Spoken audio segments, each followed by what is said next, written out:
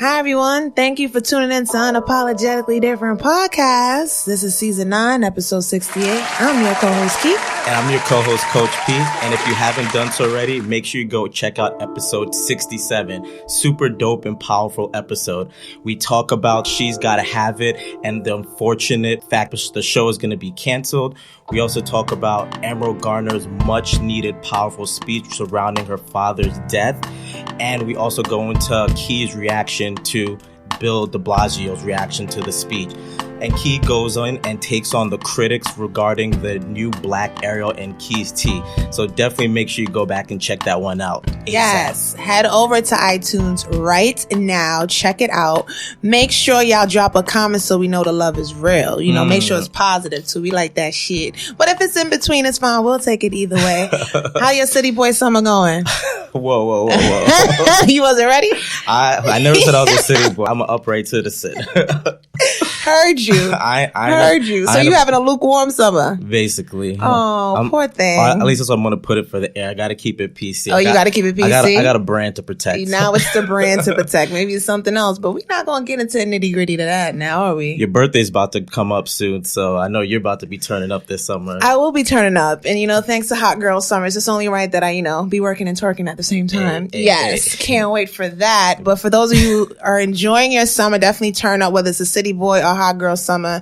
Have fun, turn up, do what it do. Now let's get into it. Let go. So this is the year of Black excellence. Literally, I'm rooting for everybody. Everybody Black. Dead ass. So the British actress Lashana Lynch will be introduced as a female 007 in a new James Bond film, which is crazy because the conversation surrounding it was are we going to have Idris Elba be the main James Bond? Everybody was rooting for that. I was rooting for that because I got a little thing for Idris. I mean, he married now. Hi. But, I still got my thing for him. And that was an ongoing conversation. And also 2 other actors as well being a part of it, whether it's Richard Madden, Tom Hardy, Cillian Murphy, have all been suggested replacements for the popular role. Many are flagging this as an iconic moment because it can introduce diversity by having this new character in. We don't know the direction of where 007 could go by introducing Lashana Lynch, but at least there's hope and possibilities. And it's great to know that a Black woman lead is a part of this and that she's going to be playing a pivotal role. And we're just waiting to see where the direction of it could go. What else is going on with our Black girl Imagine and Black excellent Coach P? Yes, sir. So Natalie Portman is returning as Jane Foster in the sequel to Thor and the Avengers, and she's not your average character. And people are basically dubbing her as the next female Thor, which is pretty dope with everything that's going on. Mm-hmm. And I really love the fact that Marvel is just taking the initiative and really just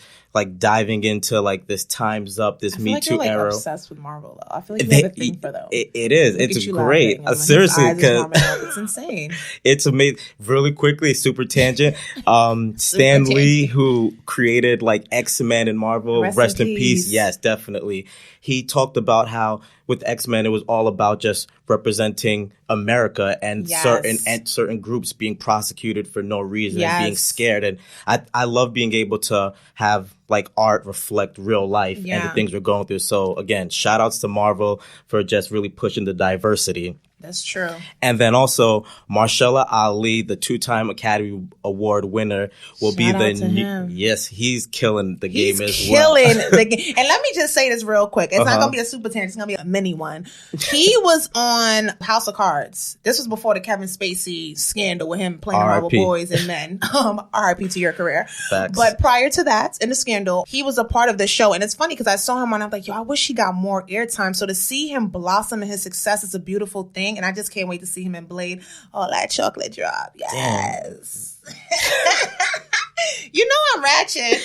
I love it. That's the cute. Hot girl summer. It's the balance. It's a balance. And it's also, too, I got to think for dark skin men. Relax. Because I can see you just getting happy. Listen, I love I'm chilling dark skin. I'm talking about that midnight black. You turn off the light, you're like, where you at? Oh, I see you, your eyes and your teeth. I like that dark skin chocolate color, but you can get back into it. Where honestly, I just found out a few years ago, maybe 3 years ago, that I could get darker. And I realized you can? Yeah, when I tan, I go from dark chocolate to royal blue, purple. I mean, we just might have no. Let's chill. We got a business. We got a brand. Gotta keep it professional. Gotta keep it PG-13. And we're back. So Marvel will be adding the Daywalker to their roster of big screen heroes. And this is just another step in, again, creating diversity and having kids being able to see themselves being represented on the big screen or on television. And like we talk about on the show all the time, setting that example for the next generation is huge, and being able to see these people that look like you, whether it's people of color, Asian, whatever the case may be. Transgender. Exactly. Transgender. Yeah. Again, shout outs to Marvel. Yep. They do have a transgender character. Yeah. And Jessica Jones. So you see, they're killing the game. They're killing the game in representation. Marvel, listen, if you need us to get a spot on a show or movie, like, you know where we hit us up. We right here. Unapologetically different at gmail.com. At Marvel. Plugging it in. But no, to your point, it's very valid that you can see all of these, especially in terms of characters and representation. And in regards to last week in keystea, I did mention, I kind of went off on critics talking about the Black Ariel, the Little Mermaid. And even that, Halle Bailey from the Halle and Chloe R&B group would be the new Black Ariel. And I think it's so dope to have that with all these new roles coming in. And it's so interesting because, you know, we talk about politics a lot on our show, social and justice issues. And in the political climate that we're at, it's great to see this uprise of Black girl and Black boy magic, and to kind of see that that's still pushing the envelope. But with the Blade, it's not going to happen within the next 2 years, but at least it's something to look forward to. And hopefully it could continue with him actually having that role, because Wesley Snipes was it before. And where the hell he been at? Like, tax evasion. Shade, bro. No shade, no tea, but I heard you. I'm just saying. Tax evasion. But, you know, it's so good to see that, and passing it on to the youth and let them know that you can be this, be whoever you want. It doesn't matter your background, where you're from, your circumstances. Don't let your situation basically put you where you feel like you can't live outside your dreams and your bounds. So it's a beautiful thing to see this. And I just hope that the people who go out to see these shows or these films, you get inspired and motivated, and hopefully we could have more conversations about diversity and inclusion. And then we don't have to talk about Hollywood being so segregated in any way. It's actually more inclusive of all types of people. So looking forward to that. Yeah, definitely. Well said. Thank you. I'll do it again when I get it done. You already know. So moving on to our next topic, we're actually going to go into the do's and don'ts of dating. Ooh. He loves talking about dating. I like to talk about the don'ts of dating. So y'all mofos know what time it is. So recently, April and Little Fizz have been having rumors circulating about them dating. And Little Fizz is actually the bandmate to Omarion, and April is Omarion's mother of his 2 children. And we're not going to really get into the intricacies and the rumors and the drama behind that. Yeah. But it's more so about the conversations that's had around it, because since it's been going viral about them being together, it's more so the general public consensus about dating. And is it okay to date your friend's ex or your ex's friend? And I think this is a very interesting topic because I'm completely against it. Mm-hmm. And it's due to my personal experience. I've been on the receiving end when I was in love with a guy, and someone who I thought was my friend at the time when she was a friend, she actually encouraged for us to both be in a relationship. And we were together, and I've heard things about them. I was like hearing from different people, and my friends were like, yo, something ain't right. Something ain't right. They getting too intimate. They getting too touchy. But I didn't believe it because I was so in love. I was naive.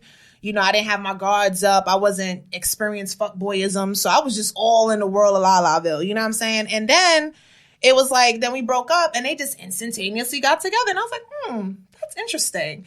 So, and I did confront her while we were together, like something's not right or whatever. But I didn't know how to handle it because I was like, this doesn't make sense. Like when it comes down to morality, that's how I look at things, morals.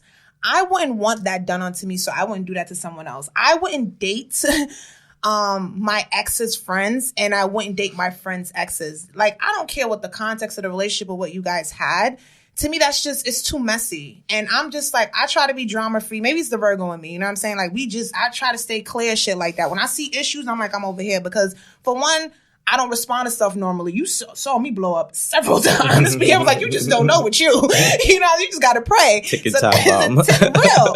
And that's one aspect of it. But the other two is like, why would you want to be a part of that? Like, you know what I'm saying? Like, to be in that. Like, I was with so-and-so's friend, and it's just like, I don't know. And to see the conversation and see how people are approaching it, it's like polarizing. On one side, people are like, I don't do that. And the other side is like, well, the context matters. And I'm like, oh, really? So I guess the friendship didn't mean that much to you. What about you, Coach B? So me personally, I'm a little torn on this topic. Of course you are. Because I do think context matters. And because like if you're dating someone when you were in junior high school or high school or something, like that's a long time. I just turned 30. So me dating a girl back when I was 18 years old, I don't think there's really much there because there's like a decade has passed. Yeah, and valid. I've actually dated one of my friends' girlfriends after the fact. Not surprised at all. And I definitely got his blessings as well. And this was like a high school thing. Oh, okay. But he was in junior high school at the time. And then when he was dating her, and then when I met her, I was like my senior year. It was about 5 years afterwards. Yeah. But I asked for his blessing. He was all good with it. And honestly, I really liked the girl. He was doing his thing. He had a new girl, which he still with together till this day. So I do think context has something to do with it. And especially if you've really fostered a real intimate relationship with someone, it's someone where you're thinking about having a life with. Yeah. I think then things get a little bit blurry. Yeah. But if it's just like people hook up, especially in this day and age, like we're in a hookup society and time now. So just because someone hooked up or dated for a few months or went on a couple of dates, I don't think that really has that real like super strong connection with the relationship. Yeah. And you don't know what they wanted from each other at that time. So you may realize, hey, I'm a better match for this person. My friend doesn't even really, it was just something they just we were having fun with, but I could see us being together long term and serious. So yeah. Well, to your point, context does matter. I do think that if you just randomly hooking up and it's not, then I could kind of see. But even that, I don't mess with because it's like it's still somebody's leftovers. And I wouldn't want to be one of my friends' leftovers. Like, I don't want your juices or nothing nowhere near. Like, you know what I'm saying? That's just how I think about it. Maybe a little analytical or whatever. But your juices. I was saying that in my head. It was supposed to come out. But you know, I don't care. Unapologetically different, you heard.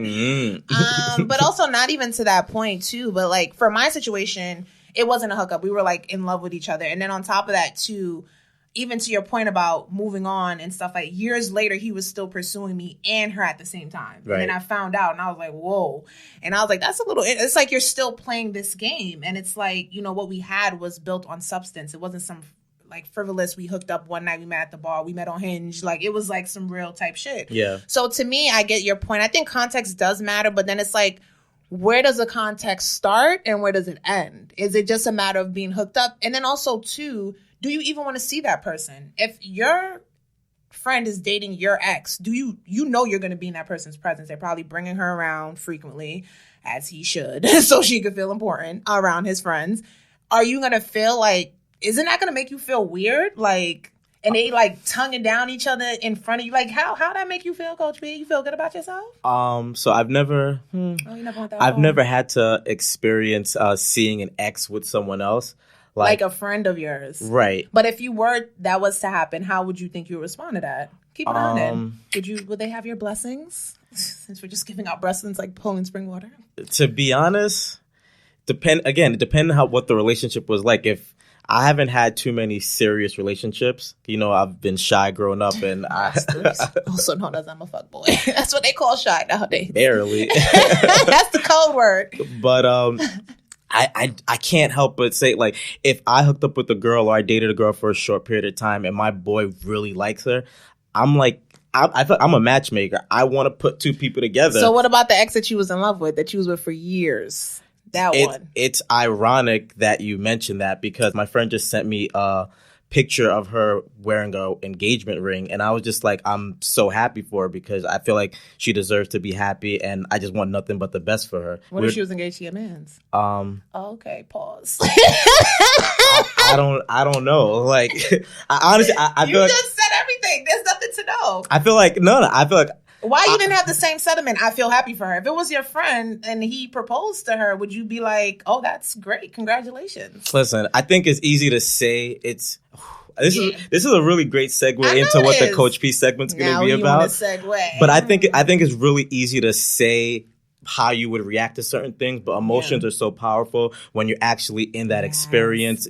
The emotions can really just take you over. So, granted, stepping back and having this conversation. Again, I feel like I would be happy for her and I would want my friend to be happy. But But again, you never know how you react when you're actually right in that situation. Basically, and if they're together and they're gloating, like, so to the point of like April and Fizz, like, you know, gloating, if that's the case of like, we're together, we're having something, how would that make you feel? Like, I just feel like it's so easy. People say, I want your blessings, and then that's all good in the hood. But like, you don't want to be around that initially. I know for me, I personally do not like to date guys that know my friends or anyone that I know. Because when I'm done with you, I want to be done with you. I don't want to see you. I don't want to see you at a party, at a gathering. There's a reunion. No. I don't want to see you. Like, I'm done with you. That's just how I am. I like to just cut people off. It makes my life very simple and easy and drama free. But to the point, it's like, if you're my friend and you have someone that I was with, and then it's to see you, that's another factor. It's like, then I got to see this person around, which is weird. And I guess for me, like, this is a touching topic, of course, because I have my personal reasons against it for morality purposes. But also, too, it's like, I'm the type of person, it's just like, I feel like sometimes we as adults, I think to some extent, some of us don't know how to let go. And I think we've had this conversation before. I love that you said that, yeah. And I believe talking about Insecure, when you remember I was like, Issa with Lawrence, he's always around. And it's like, even with that, it's like, I think we have this perception, I was with someone and I want to have them a part of my life and I need to have them around. I think we need to get in the habit of learning to let people go for a reason and a season. And even when it pertains to relationships, I definitely feel like there needs to be consideration. Mm-hmm. And I feel like people need to move with caution, because you could say all of this now, I'm giving so-and-so blessing, but it's like, until you're in that situation, the emotions are raw and they're real. And then it also makes you question the significance of your friendship. Because when we talk about friendships and how all of us go so hard, no new friends and loyalty is everything, you know what I'm saying? Like, when you talk about that concept of loyalty, I'm gonna keep it 100 with you. If you dating my ex, shorty, you not loyal. So, like, to me, that's just my example of loyalty. Yours could be different. Right. You know, you're, and that's another thing when we talk about loyalty when it comes to relationship. There's relationships, friendships that what I may define as loyal, you may not, and vice versa. We may not think on the same wavelength, but to me, that's not loyalty. Like, if our friendship meant anything to you and how I felt about something meant anything, you would have acted accordingly. And what kills me is when people move funny like that in situations and be like, oh, it's cool, I'm going to do this. But then they want you to consider their feelings when some shit happens. It's like, oh, no. The gloves are off. So if you going to get out of pocket with dating my ex and you going to think, oh, it's cool, and you being loyal because you're telling me, watch me flip up real quick. And I want to see how you question my loyalty when I move funny. And that's the thing too, like, because I'm sure if I do something back in return, they'll be like, oh, she's a fucked up friend. So what the fuck were you doing this whole time? Like, so I think we need to really have those conversations. Yeah. And also, too, like, I just think when it comes to your friend wanting to date your ex or your ex wanting to date your friend, I think it also falls into a line of being thirst. I want to see these successful stories, like what you said. If they're meant to be and they worked out, I want to see these successful stories. Who are these people who date their friend's ex or their ex's friends and it worked out? Their friendships are still intact. They're in a relationship. I want it to, because I don't necessarily believe that's the right thing to do. And also, I feel like you're a borderline narcissist, because it's like, it's about you and your emotions, and I want to be with this person at that moment. What if you and that person don't work out and your friendship fall apart? Was it really worth it for some poems or some dick? Like, I just really want to know. You got all the answers. No. I always give like to lessons. I always give like out advice. I always like to play devil's advocate. Exactly. Like, at the end of the day, there are different groups of friends and different relationships. Like we kind of talked about on a previous episodes, being monogamous versus being polygamous. And there's some groups of friends where it's many guys, many girls, and they kind of just coexist. People are dating each other, then they're not. Yeah. Like, for me personally, my group of close friends, for the most part, are predominantly males. I have females that I'm friends with, but like the people that I spend time with regularly are males. So we don't really kind of have that dynamic where, oh, it's 4 guys, 4 girls were all hanging out, then certain people are hooking up, then stopped hooking up and started dating. So I just think, what is your guy code? Do you guys have codes, like rules, regulations, sympathy, like something? Basically, like, you're free for all. No, listen, I'm dead. Listen, if you're like, yo, I'm trying to holler at what's name, you good with that? And honestly, for the most part, if it's not like, this is my wifey, my girl, like, it's all good. Like, it's all good in the hood. You Gucci, you heard? Listen, I'll set it up for you right now. Like, I literally, my friends, I'm going to just cut it off. Yeah. No, you already started it. Go and we ain't dropping no names. Well, I do have friends who they literally hooking up with the same girls is like they do that regularly. So they just having them on rotation. Right. So that's not personally me. I haven't really had that experience where I've been with a girl that my friends have with. I told you I did that one time when I was in high school, but for me personally, it just doesn't happen naturally. Okay. But I know people where like that's like normal. Like, oh, you dated her, you guys done. I'm about to holler her next. It's just like that. And I'm just keeping it official because it's unapologetically different. No, don't say that's what y'all do. I'm saying you said your friends. So who's the y'all?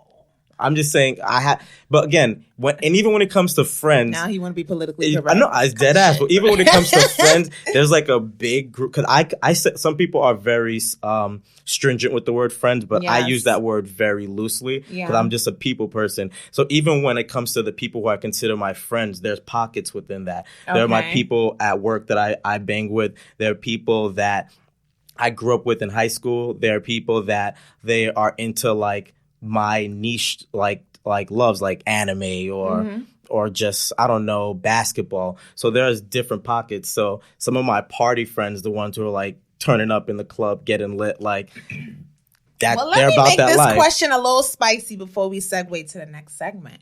So what if that was your brother dating somebody? You know which brother I'm talking about. I ain't gonna drop no names because you know. What if it was your brother dating one of you? You be cool with that? Definitely not. Probably not.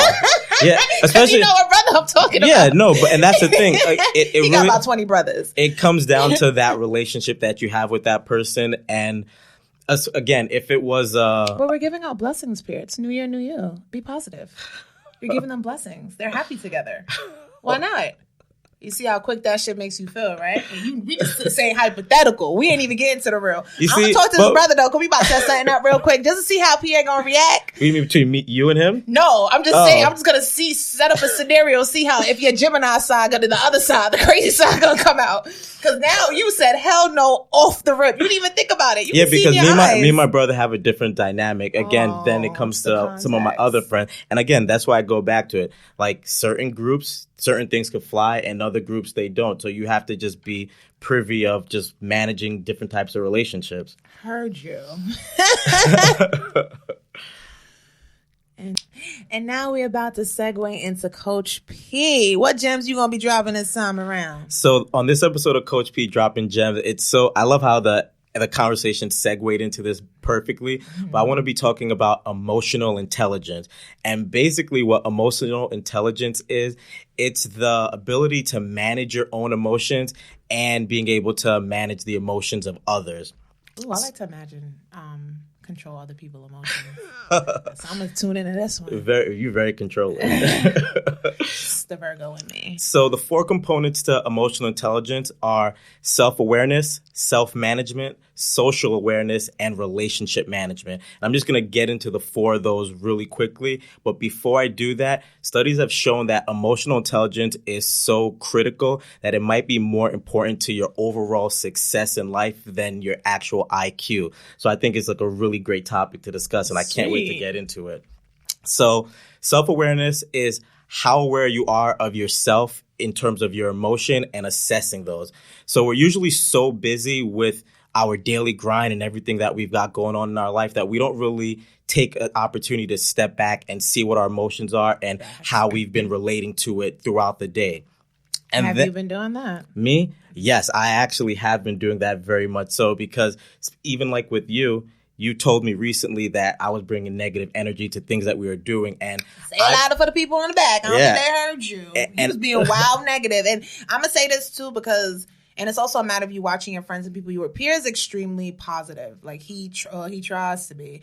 And so I've noticed a trend of him being negative. I was like, I need the old Pierre back. So when you notice that, whether it's someone you're intimate with or a friend, family member, whatever, try to have those real candid conversations like, yo, I kind of miss how you were. Can we get back to that? Yeah, and I love that you said that, because the next part of self-awareness is being able to see how other people perceive you. And the way you do that is by actually going up to your friends, family, people whose opinions that you really value and care about, and asking them, how do you come off to them? And that's something that most people aren't willing to do, because we don't want to hear the negative feedback.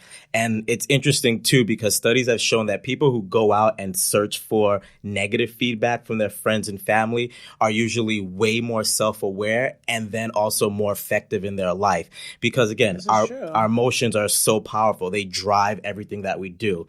Which again, but also being cognizant, if you do take those kind of criticism, be open and receptive to it. Don't run in the corner and play victim, because people may be telling you shit you don't want to hear, but it's the truth. Exactly. And it's the beauty of like awareness. You can't deal with the problem until you actually are aware that it's there. So if you're not getting that feedback from other people who are seeing you out in the world, you're just going to react based on what you think in your head, and that might not be what everyone else is seeing. That's true. So it's really important to be willing to seek that feedback, especially the negative one, not be overwhelmed by it, and just take it as constructive and just live your best life and be the best you coming from that. Living my best life. Yeah.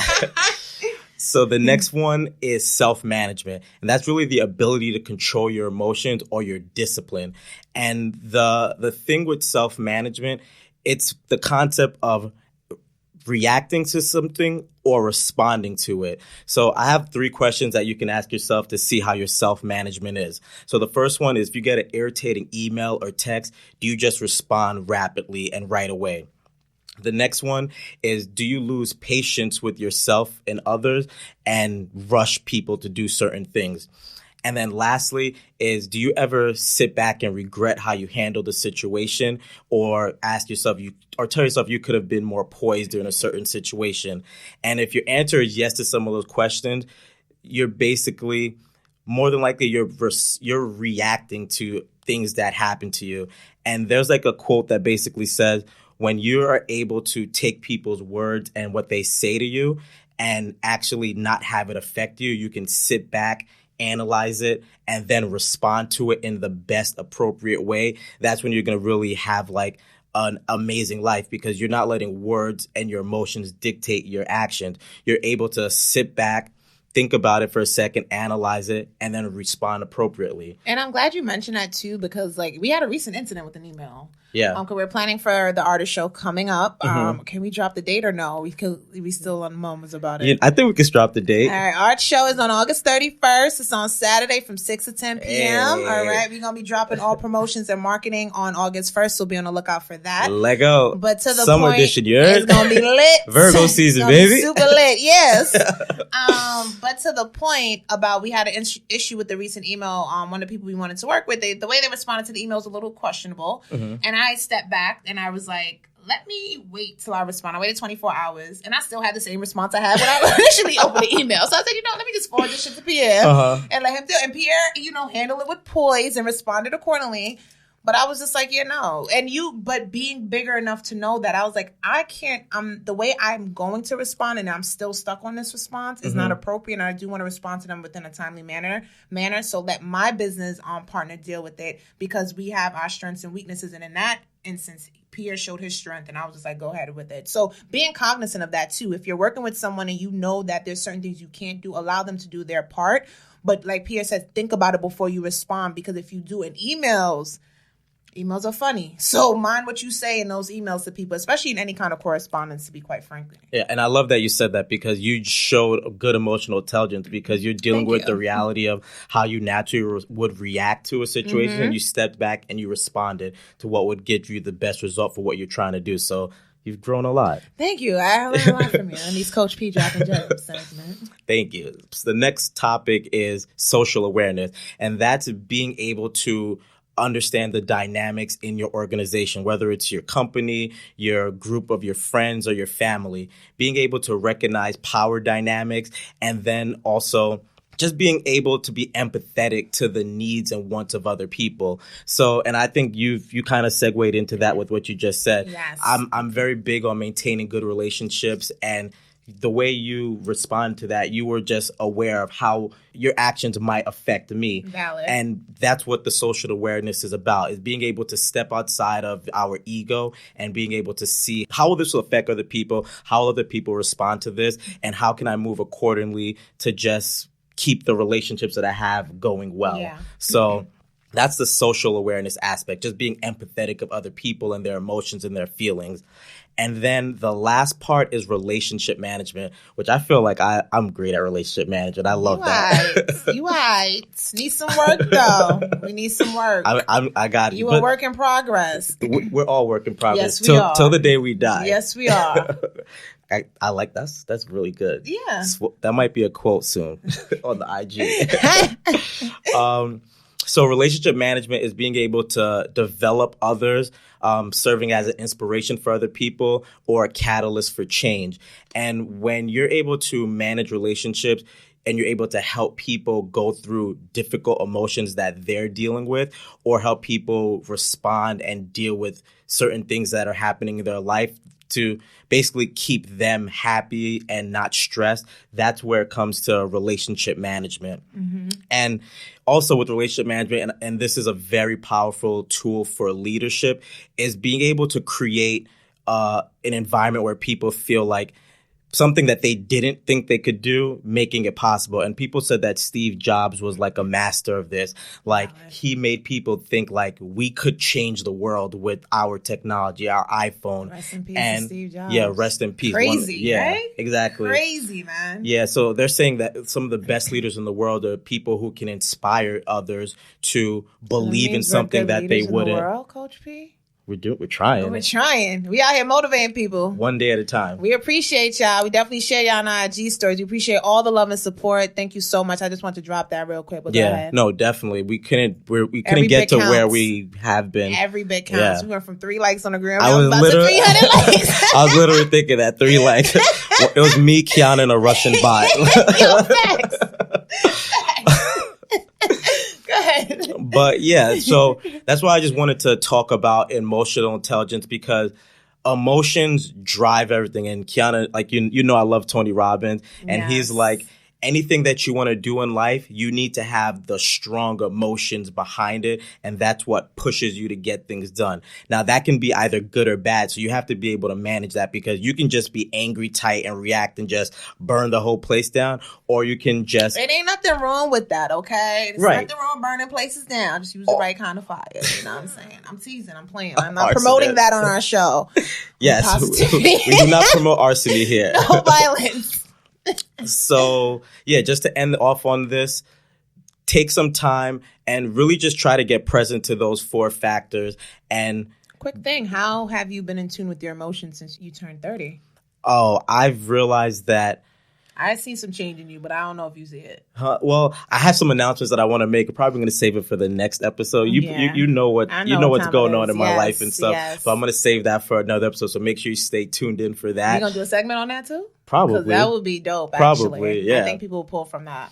But yeah, I've been very more self-aware, especially getting feedback from people like you, my friends and family.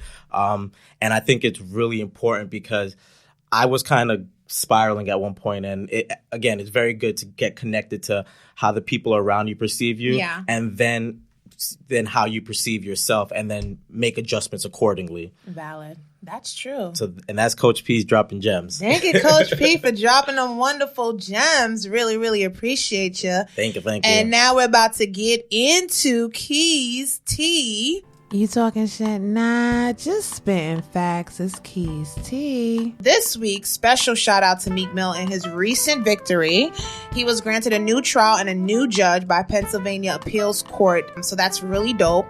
And just keeping in mind, we did talk about this in our previous episode. So check it out in season 7, episode 51, What's Free. We dissected his album and we talked about a lot of nuances in his album and how it resonates with us, being from Brooklyn, being from the Bronx and urban areas, and the things that we've perceived in our communities, and also too how Meek Mills was affected by it. So he had a minor offense years ago, it was like 2008, and he's been on probation since then. Can you imagine being on probation for damn near 11 years for something that's minor? And it restricted his traveling, and he's an artist, he's a rapper, so he can't leave Philadelphia, like where he's supposed to go? You know what I'm saying? So that became an issue. And then he had this black judge, which is a black female judge, which we talked about in that episode. And the fact, because of how she was treating him, and basically come to find out she was basically kind of corrupt in some aspects of his case, which is another thing that they were utilizing to get a new trial. Shocking.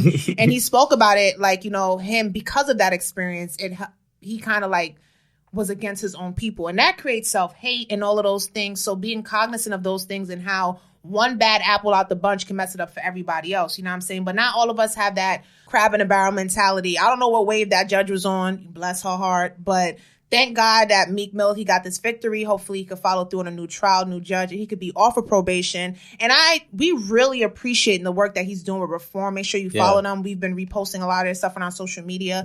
They're really pushing to reform a lot of these prison systems. And as you know, it's a disadvantage for Black and brown people, particularly men and girls and women and boys, for that matter, all different sectors and different demographics. So I'm glad that this is working in his favor, but keep in mind it's due to influence, money, and him being popular. There are people out there that are on probation just like him, and they don't have the resources. They don't have nobody walking around with free Meek Mill posters supporting them. But just know that there are people out there that supporting you in the movement, and I hope that he continues with reform. He keeps it going, continue to be an advocate, not only for his personal experience, but for other people who are in this situation. And a special shout out to him again and that victory. So you heard? That's it, keystea. Lego. Yo, Jay-Z, Meek, Michael Rubin, holla at us. We're trying to get on the reform team because that's honestly what we're all about. Put in the universe. Yes, no, this is very true because we talk about social injustice a lot on our shows and about prison reform, and we want to be a part of that change. We're always talking about, giving forward to the next generation and the youth. And I think this is definitely a movement to be behind and support and back, and we want to be a part of it. So if y'all want to use us, come through. We can have you on the show real quick. Maybe we could drop an album together. Who knows? Teasing. But please keep us in mind, and all of those who are well aware of what's going on with the reform, be mindful of that. And definitely move forward on the movement, and just be supportive of people in those situations, whether it resonates with you or not. It's just a matter of we all supporting each other by any means necessary. Damn, perfect. Do what I can.